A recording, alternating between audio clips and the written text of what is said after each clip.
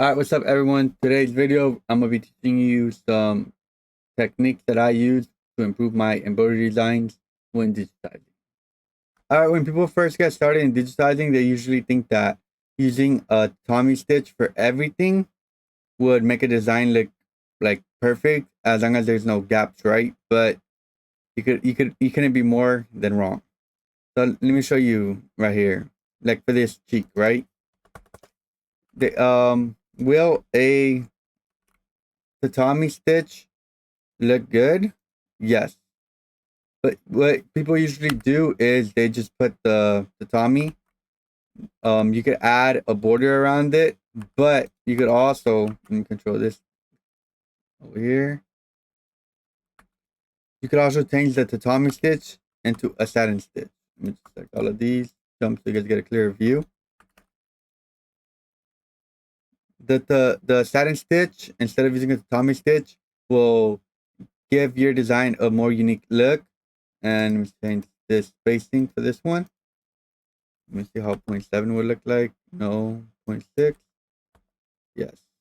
You could also change the angle. Okay, change these to orange.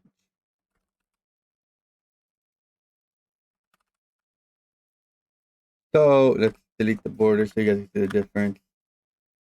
So when you're digitizing a design, depending on how big the object is, let's say it's smaller than 10 milliliters, you should make it a satin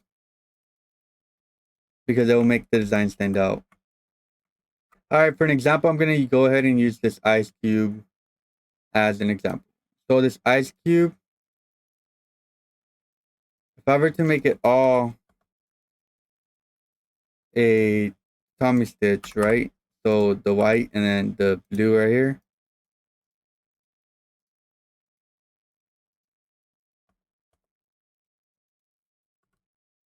Two tatamis, one tatami over the other, right?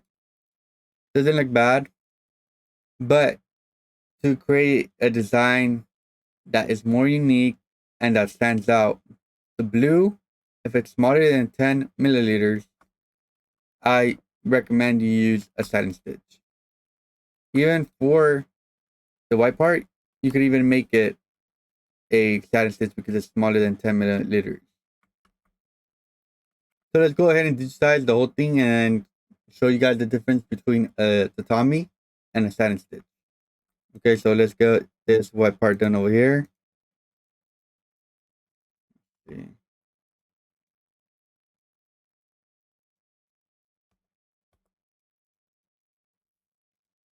Make this white. Get the blue part.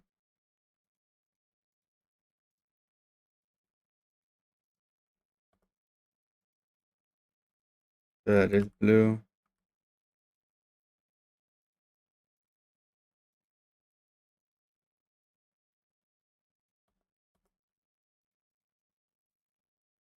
White again. Blue right here.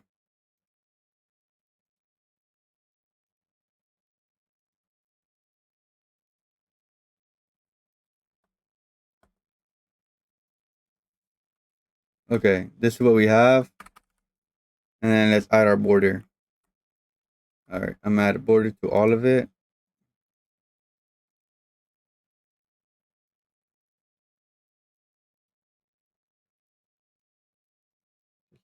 Here.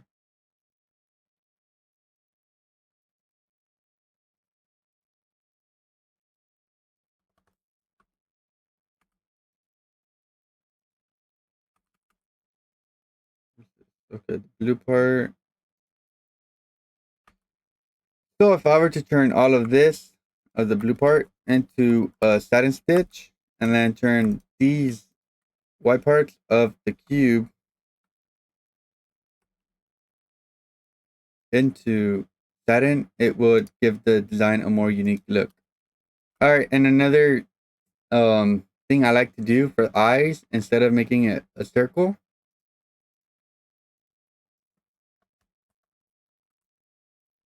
eye black, right? I can change that to 0.38. For the eyes, instead of using a satin stitch and just using the complex fill, I like to use the star effect. Lower the spacing to, let's say, 0.8.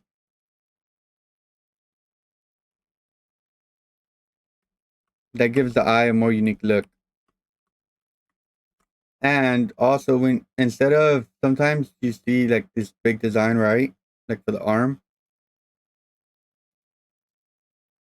Let's say I were to do the arm.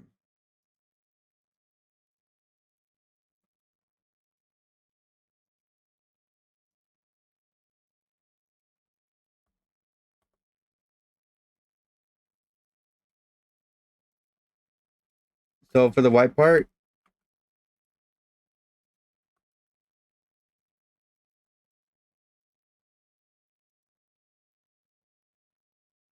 eh,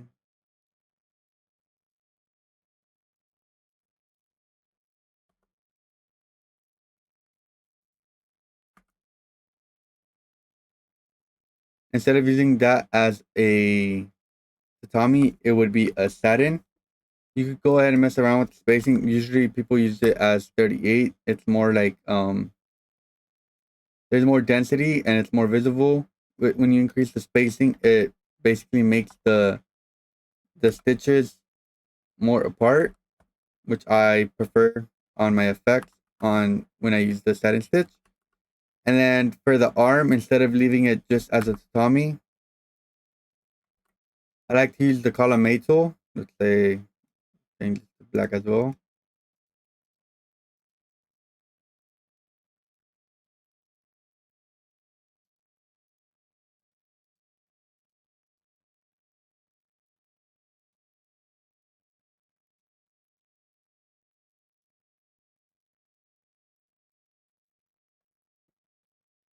This will stand out more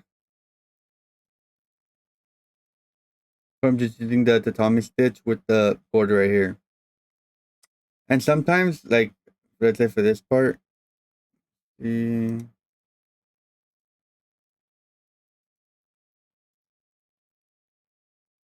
I know I haven't really introduced the column A tool, but I'm going to introduce it in the next video.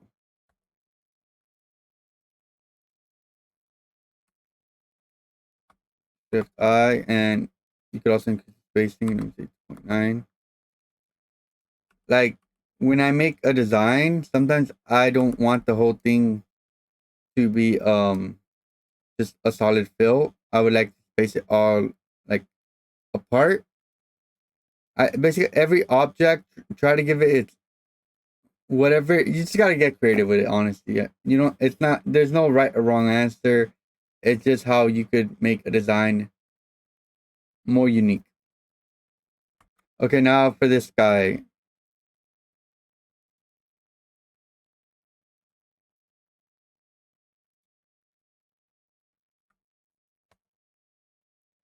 Enter, straight across.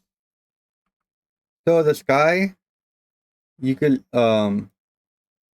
instead of it being a solid tatami, you could increase the spacing to like 1. Let's say you increase it to 1, right?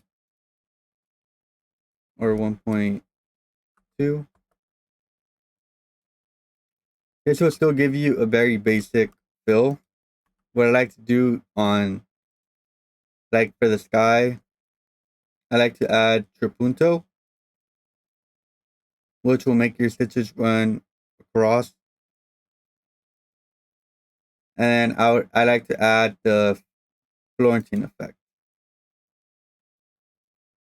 If you click H, it's like an angle, right? But you define, basically you're able to define it more.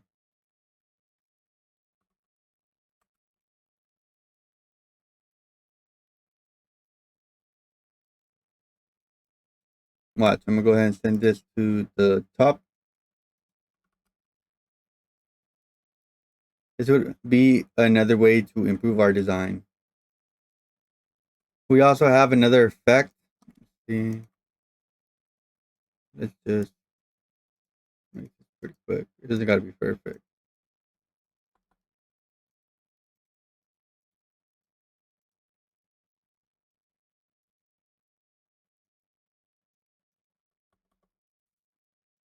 All right, for the water, right? Let me see. Clear blue and dark blue. I would change this to, let's say, 1.1. Let's say to 1. Punto. This, I'm going to change it as well. Object, fill to 1. I could add Trapunto to it. I could add the liquid effect. See, I'm going to hide others. I'm going to click on it. Let me see. Object properties, increase it to, what would you look like?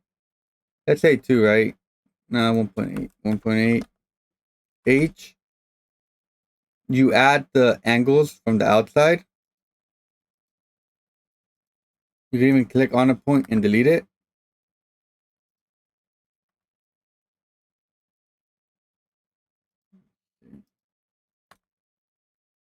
Okay, reset it.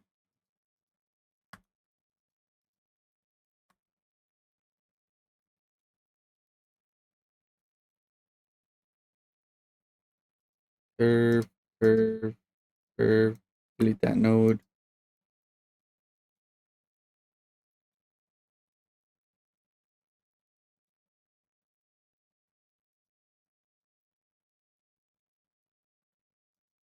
Yeah, I guess if you mess up on one of the nodes, it resets the whole thing.